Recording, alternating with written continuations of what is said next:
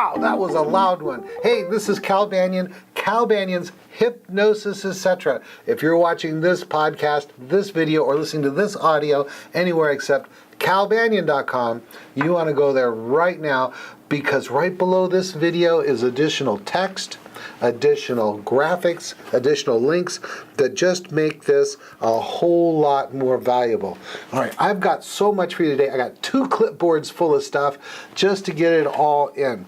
But first, let me tell you, this is a special podcast because I've got you all to myself. There's no Brenda. There's no Celeste.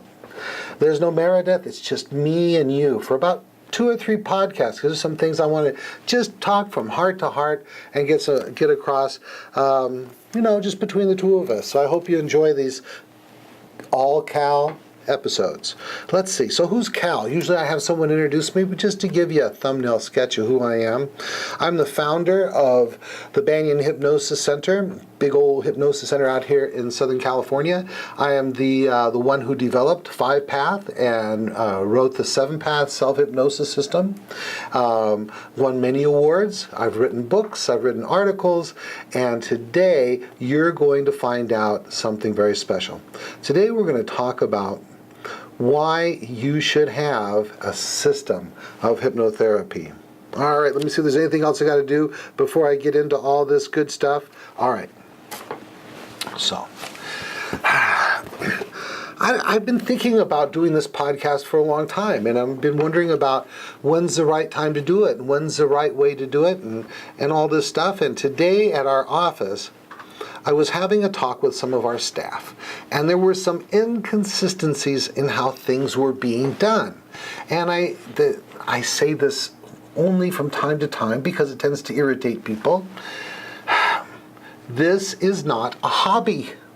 This is a business. If you're a hobbyist, either in hypnosis or, underwater basket weaving or collecting stamps or whatever, you do it when you feel like it. You do it the way you feel like it. And if you have a moment of creativity, you want to do something different, you do something different. But in real businesses are a system. So let me tell you a little bit about how our system came about, and hopefully sell you on the fact that you should have a system of hypnosis or hypnotherapy. All right.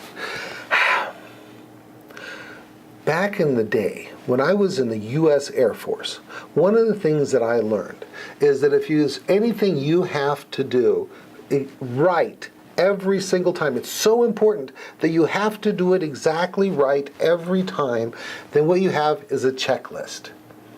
And a checklist is a system where you say, okay, in order to do this major task, I must do all these little minor tasks. And when these are all checked off, then I can move on to the next major task. Okay? So I had that in my mind. Now, a little bit about me personally. I grew up how did I become a hypnotist? I grew up in a family in which my grandmother's brother, I suppose that would be my grand uncle, was a hypnotist. And so I grew up hearing stories about hypnosis. And most of my relatives, he never hypnotized me. I never saw him hypnotize anyone. But I grew up around these stories of my grand uncle hypnotizing family members. So the idea of hypnosis was not that strange to me. And when I was in the Air Force, I was taking my first psychology class, and it just so happened that my professor was interested in hypnosis, and he recommended some books. So I had this latent interest in hypnosis. He offered me some books. I started reading them, and this is like around 1976, 1977. And I started reading these books and hypnotizing my friends. I would just have them float their hands in the air, follow through on hypnotic suggestions, affect their sensory ability, and it was just fun. I was a hobby hypnotist, and that's fine. Then one day, Maureen and I, that's my wife, right after we were married, we thought, we would like to start a family someday. And I grew up in Los Angeles and was a product of the Los Angeles City school system. And the truth is, it wasn't that great. And at the time, and we're talking about the very early 80s, we thought, you know what, we're still young, let's move to visit a friend who was in northern Minnesota and see if we liked it. And we liked it, and we had a good time. And as it turned out, we decided to stay. And when we were there in northern Minnesota, Carlstead, which is north of Thief Rivers, which is south of the Canadian border by a bit, and I became friends with this psychologist named Dr. Alan Fannin. And it was a turning point in my life. He also was interested in hypnosis. And as I got to know him, something interesting clicked in me. And that was, I thought, you know what? If this fellow is a psychologist with a PhD, and I get along with him, and he made me feel smart. I thought, if he could be a psychologist, maybe I could be a psychologist too. And so I went to the University of North Dakota, in Grand Forks, North Dakota, and began studying psychology. In my mind at the time, I thought, hypnosis was something that psychologists do. And as I found out, as I went through my bachelor's degree and then my master's degree, and then did all of my studies for a PhD in clinical psychology, and did everything except for the dissertation, I found out that hypnosis was pretty much relegated to a footnote in the history of psychology. So, when I got out, I started working for Lutheran Social Services as a family therapist. And that was really cool, and I enjoyed it. And I really liked Grand Forks, North Dakota, and I liked my job, and I was doing well. And in fact, the supervisor said I was the best of their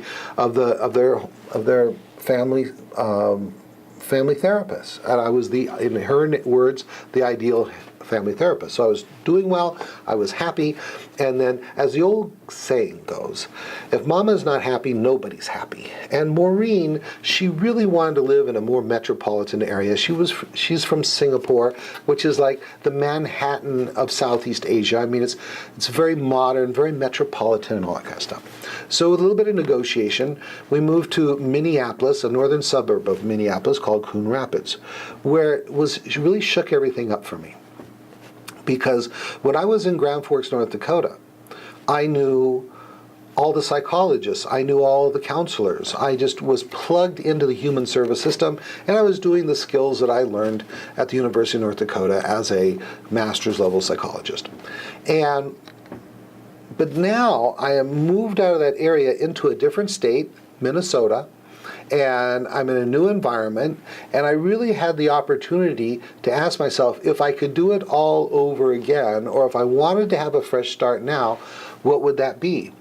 And back, like a blast from my past, there was this interest that I hadn't really fulfilled yet, and that is hypnosis as a form of therapy, or hypnosis as a way of changing people and helping people. So I did some research, and I selected NGH approved, National Guild of Hypnotists approved certification program. I took that program, I graduated, it was around March of 1996, and I talked to my wife Maureen, and we decided that it would be okay for me to open a center. And so we opened a center in Coon Rapids, Mounds View, Minnesota, just north of Minneapolis. And it was great. We had a 2,000 square foot facility, 3 hypnotherapy offices, and me, the lone hypnotist.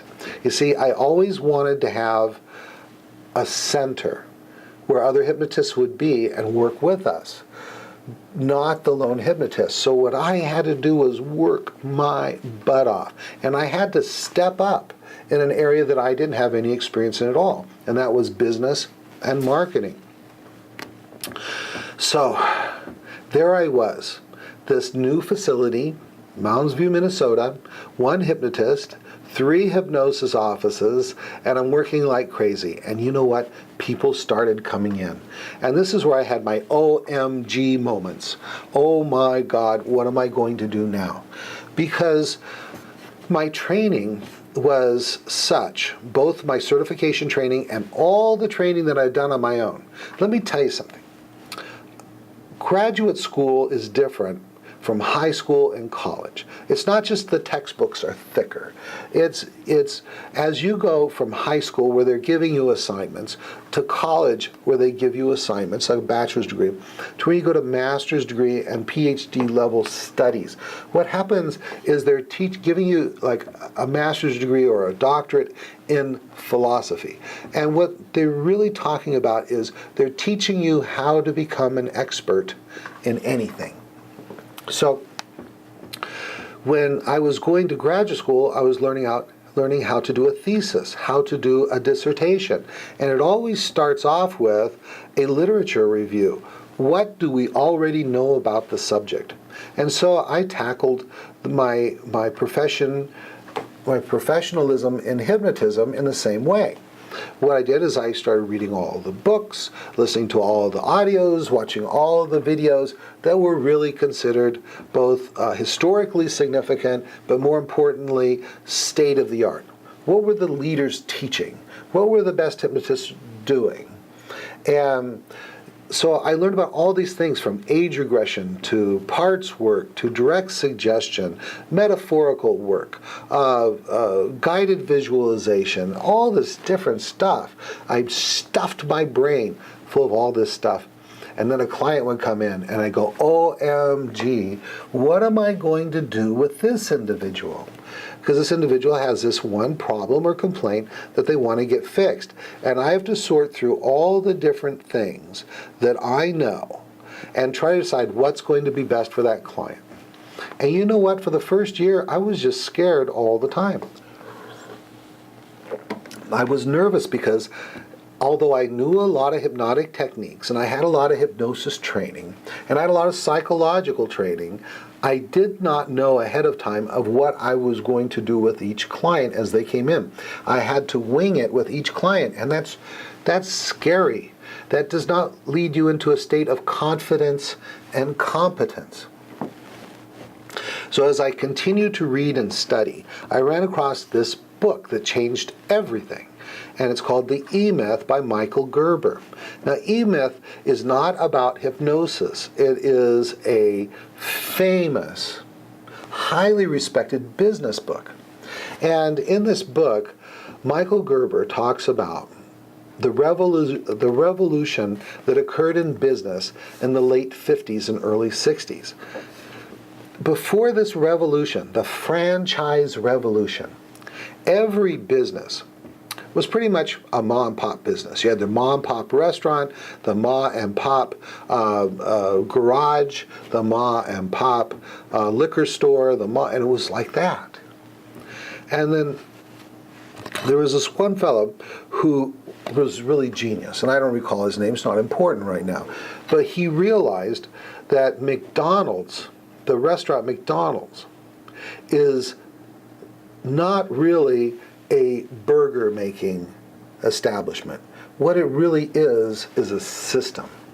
And what they could do is they could polish up that system until they had the burger they wanted, the shake they wanted, and the fries they wanted, and then they could duplicate it everywhere. You see, between me and you, is the McDonald's hamburger the best hamburger in the world?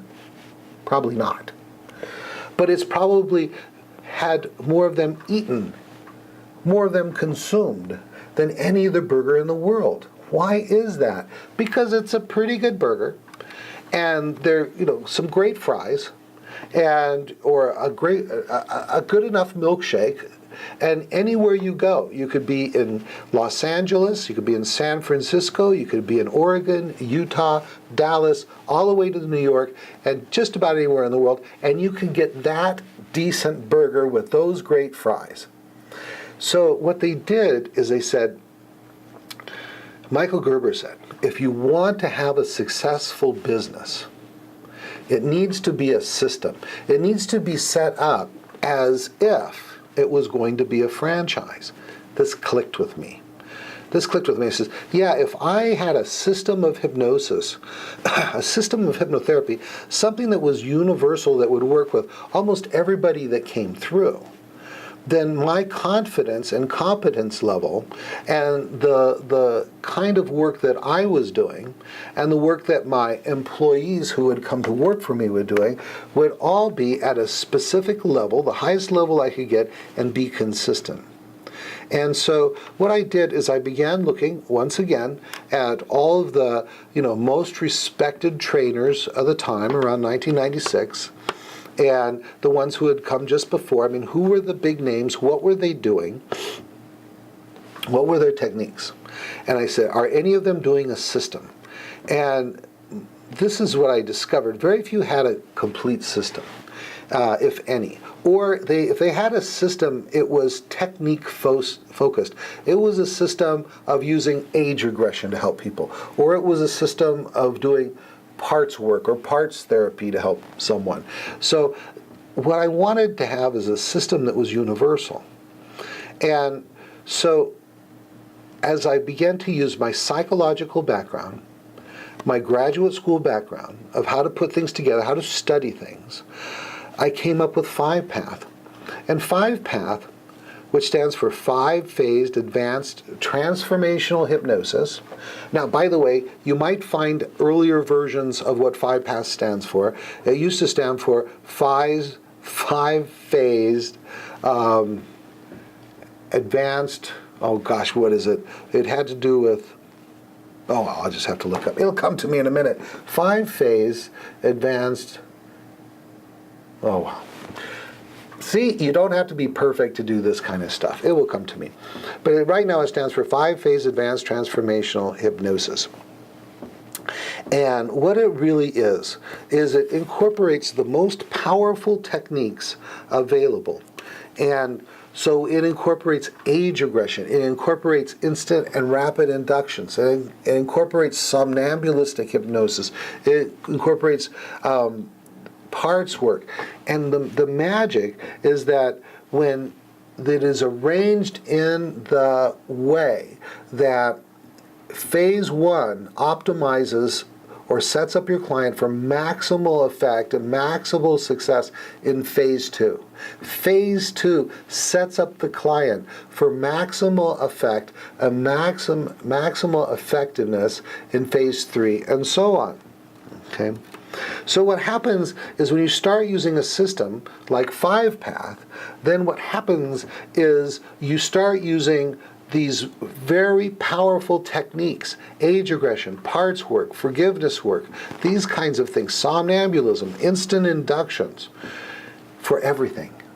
This was huge because what do we need? We need people coming into this profession, getting certified, coming out feeling confident and competent, and very quickly raising that level of confidence and competence so that they can feel confident and competent in working with whatever issues they've been certified or been trained to work with. So when you have a system like 5-Path, if you have another system, that's fine. Make sure it's as good as 5-Path, but use it. To have a business is to have a system. When you have a system that's very powerful, very effective, very efficient, then what it does is, in addition to building your competence and confidence, it also builds your business. It lifts the profession.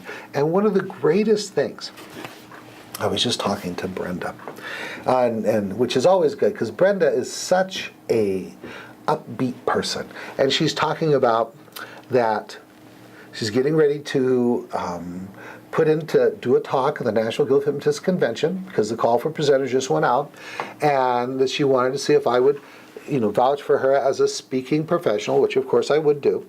And then she started talking about someone contacted her and wanted to have Brenda be part of her network of professionals because this individual didn't have people to work with.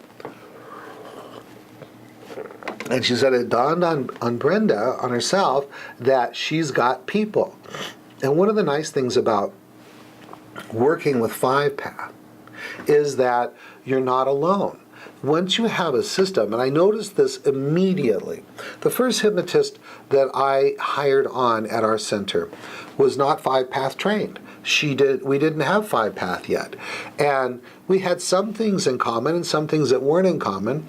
And she just didn't work out at our center. But once I developed 5-path, then I could train our hypnotherapists in 5-path, and we had a system in common. We knew what we were doing. We had our own vocabulary.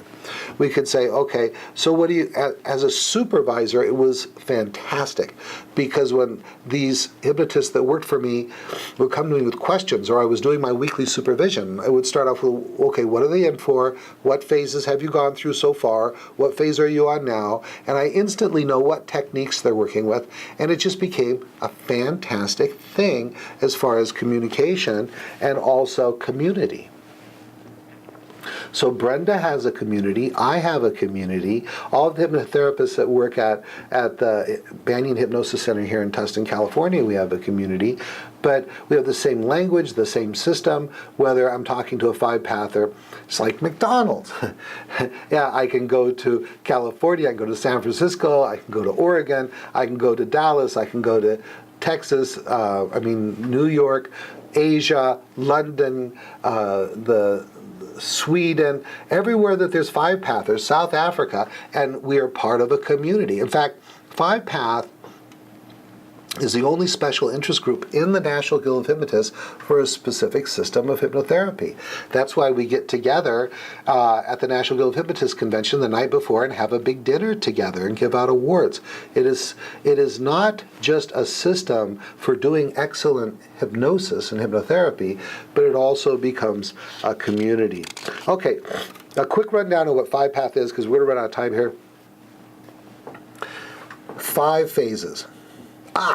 5-phase abreactive therapeutic hypnosis. That's the old name. I knew it would come in if I just stopped trying. The old name for 5-path was 5-phased abreactive therapeutic hypnosis, and we got rid of abreactive and therapeutic because many of our 5-pathers are not licensed professionals, or not doctors or psychologists, and in some states, some countries, doing something that was abreactive, which is kind of psychological term, therapeutic, was giving them difficulties. That's why we changed it to 5-phase advanced transformational hypnosis. Okay, so thumbnail sketch. Phase 1. Preparation, testing, and convincing. It is the time when we take the client, we prepare them for hypnosis, so that when we do the induction, they instantly and rapidly go into a deep state of hypnosis called somnambulism. And we do testing to make sure that they've reached somnambulism, and then we do convincers so that the client recognizes that they are hypnotized. This gives us both a somnambulistic and hopeful client, and that is what we need to do everything else. Now, phase 2 is age regression, and it is age progression. And by the way, every session of every phase is completed with direct suggestion that is tied to the insights that they've experienced during that session. So in phase 2, age regression, age progression, 2 of the most powerful techniques available to the working hypnotist to bring about fast and permanent change. Okay, phase 2. Phase 3 is going to be forgiveness of others. Discovered very quickly that any emotional attachment to the old behavior, the old habit, including anger, and forgiveness is an antidote to anger, energizes that old habit, that old behavior, or old feelings. And so we need to completely drain off the energy that is feeding that old behavior, that old habit, that old perspective. So age regression, phase 2, is mostly about fear. Forgiveness of others, phase 3, is mostly about anger. And then phase 4 is forgiveness of self. And we can continue to energize the old habit, the old behavior, the old feeling, the old limiting belief, whatever it is that the client came in to see you about, because of either guilt that we're feeling because of having done someone wrong, or anger at ourselves. And it is only through the forgiveness of ourselves that we can neutralize that energy. And by the way, through all these phases, 2, 3, 4, and 5, these are powerful because they are insight work.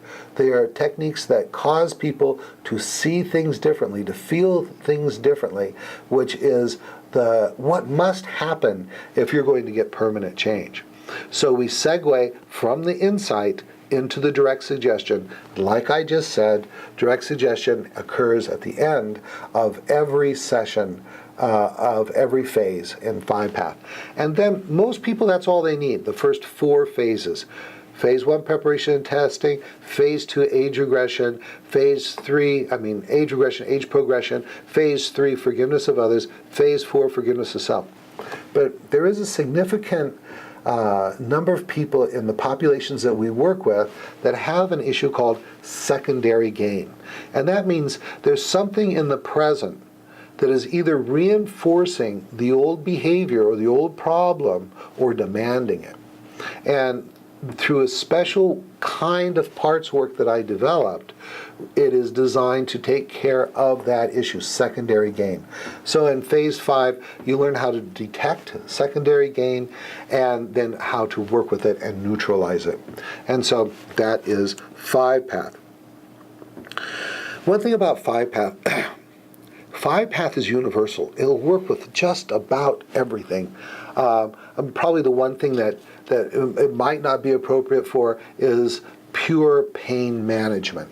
But if it's chronic pain, there's probably an emotional component, and in that case, 5-path would work along with your normal pain management techniques. So that brings me to the point that 5-path is not exclusive. When you start using 5-path, it doesn't exclude any techniques or any knowledge or any skills that you already have. You can include them into the 5-path process, giving it your own spin, your own particular kind of strength based on your background, your skills. For example, someone who has a lot of Ericksonian training or a lot of NLP training, that training would affect how you would put together your direct suggestion work. Okay, good. So that's it. If you're going to have a business, if you're going to go from being a hobbyist to a professional, a business person, you have to have a system. That's been proven over and over and over again over the last 40 or 50 years with the franchise revolution. It's been proven in the military or any other kind of industry or profession where they have standards. We have a goal and we begin with the end in mind. We divide that up into major tasks, and then we divide that up into minor tasks that accomplish the major task. In our case, we have 5 major tasks, hence the 5-path system. And I hope that if you haven't already decided to become a 5-pather, then you would consider becoming a 5-pather. We have training programs here at our center. We also have them live online from our classroom at our center. And we also have trainers around the world, Asia, Canada, across the United States, Europe, the Scandinavian countries, even in the Middle East. And so call us. Now, if you want to come to our center, be trained by me, a couple of upcoming trainings. October 14th through the 25th, 2013, and January 27th through February 7th, 2013.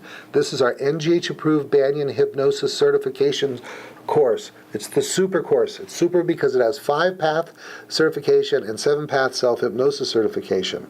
We also have the Week of Power. This is a shortened version of the class. It's for people who already feel competent and confident as hypnotists. They've been certified somewhere else, and that class is May 4th through the 10th, 2014, next year. Oh, I made a mistake. When I said the NGH-approved Banyan Hypnosis Hypnotherapy Certification Super Course was January 27th through February 7th, 2013. Obviously, that's next year, and so that would be 2014. I've got to fix that right there in my notes. All right. Enroll now because we have early registration discounts for all of our classes. Okay, so there you go. That's 5-path. You need a system. If it's not 5-path, get a different system, but make sure it's at least as good as 5-path. Probably the most popular and most powerful hypnosis system in the world. All right, that's it. Thanks for having this time. Just you and me. Just you and me. And hey, become a fan on Facebook at facebook.com/hypnosis etc. Stands for hypnosis, etc. Also, hey, if you're not already using instant and rapid inductions, go to hypnosis.org, because on there I have a video there. You can learn to use the Banyan induction, and you can get somnambulism in 3 or 4 minutes. All right, that's it. Thanks for being here. I'm probably going to do 1 or 2 more all-Cal episodes in the next 2 weeks for you, and then we'll have back a co-host, a lovely co-host like Brenda or Meredith or something like that. So that's it. Cal Banyan, signing off.